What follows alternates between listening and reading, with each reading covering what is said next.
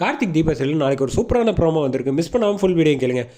கார்த்தி வந்து மனசு உடஞ்சு போய் கண் கலங்கிட்டு கீழே படியில் இறங்கி நடந்து போயிட்டுருக்காங்க. அப்போன்னு பார்த்து தீபா வந்து எல்லாருக்கிட்டையும் நன்றி சொல்லிட்டு அங்கேருந்து கிளம்புறாங்க. கிளம்புறப்ப வந்து ஆட்டோவில் ஏறி வந்துட்டுருக்காங்க. வந்துட்டுருக்கப்ப மீனாட்சி ஃபோன் பண்ணுறாங்க. நான் உங்ககிட்ட முக்கியமான ஒரு விஷயம் பேசணும். வீட்டுக்கு போனால் பேச முடியாது, அதனால் நீ வந்து இங்கே பக்கத்தில் இருக்க கோயிலுக்கு வா அப்படின்னு சொன்னோன்னே ஆட்டோவில் வந்து கோயிலுக்கு போயிட்டுருக்காங்க. அந்த சமயத்தில் கார்த்தி வந்து தீபா வந்து பின்னாடியே வந்து ஃபாலோ பண்ணுறாங்க இன்னொரு ஆட்டோவில். ஆனால் தீபாவுக்கு வந்து இந்த விஷயம் தெரியாது.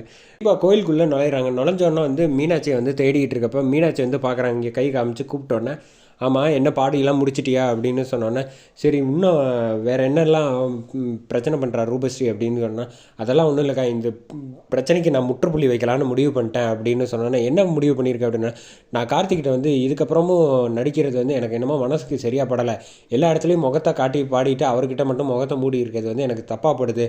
அதனால் வந்து நான் உண்மையை சொல்லலான்னு முடிவு பண்ணிட்டேன் அப்படின்னு சொன்னோன்னே, தீபா அவசரப்படாத, இந்த விஷயம் தெரிஞ்சுன்னா பெரிய பிரச்சனையாக ஆகிடும் அப்படின்னு சொன்னோன்னே, அதெல்லாம் ஒன்றும் நடக்காது, எதுவாக இருந்தாலும் பரவாயில்ல, என் வாழ்க்கையே முடித்தாலும் பரவாயில்ல, அவர்கிட்ட நான் இனிமேல் மறைக்கிறதுக்கு நான் தயாராக இல்லை அப்படின்னு சொன்னோம். என்ன இப்போ உண்மை தெரிஞ்சிருச்சுன்னா நான் வாழா விட்டே வீட்டில் இருக்க போகிறேன், அவ்வளோதானே.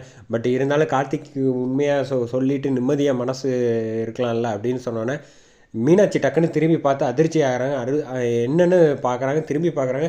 தீபாவும் திரும்பினோன்னா கண்ணெல்லாம் பிதுங்கி அதிர்ச்சி ஆகி நிற்கிறாங்க. அதோட ப்ரோமோ முடிச்சிருக்காங்க.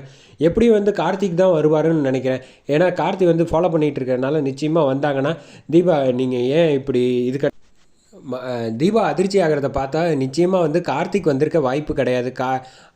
ஏன்னா வேறு யாராவது மைதிலி அவங்க ஃபேமிலியில் உள்ளவங்க, அவங்க அப்பா யாராவது வந்து தான் பார்த்து பேசுகிற மாதிரி இருக்கும். அப்படி இல்லாத பட்சத்தில் கார்த்தி வந்து நிச்சயமாக வரணும். வந்து தீபா கிட்ட வந்து கேள்வி கேட்குறது தான் நம்மளோட எல்லாரோட எக்ஸ்பெக்டேஷனாகவும் இருக்குது.